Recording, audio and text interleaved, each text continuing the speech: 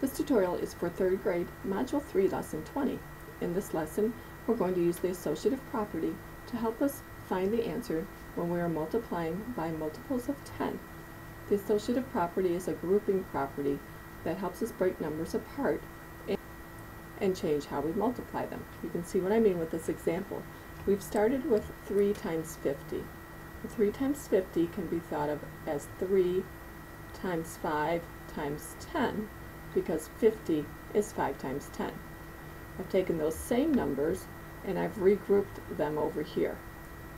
I've put the parentheses around the 3 times 5, which means we're going to do 3 times 5 first. 3 times 5 is 15. Now I just take 15 times 10 to come up with the answer of 150. So 3 times 50 is 150. Taken those same numbers on the other side and I put the parentheses around the 5 times 10.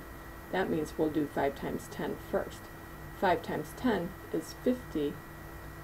3 times 50 has to be 150 because I've already shown that on the other side.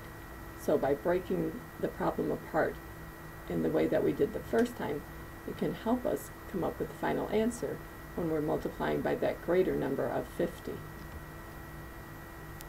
Here's another example. This time we have 4 times 60, which can be thought of as 4 times 6 times 10.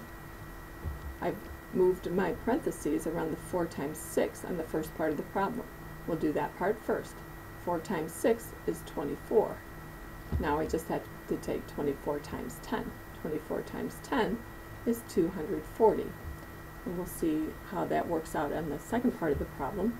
Now the parentheses is around the 6 times 10. 6 times 10 is 60. And I know that 4 times 60 has to be 240 because it matches the first method that we used when we solved the problem. We're basically doing the same thing on these problems. Here I have 3 times 30, and we've shown it as 3 times 3 times 10, since 3 times 10 is the same as 30. In the next step, I'm going to change my parentheses. I'm going to put them around the 3 times 3, and we'll do that part first. 3 times 3 is 9. Now 9 times 10 is 90. So 3 times 30 equals 90. Same thing on the next problem. We have 2 times 50.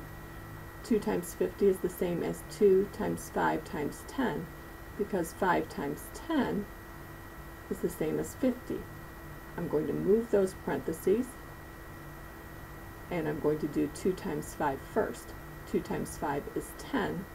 10 times 10 is 100.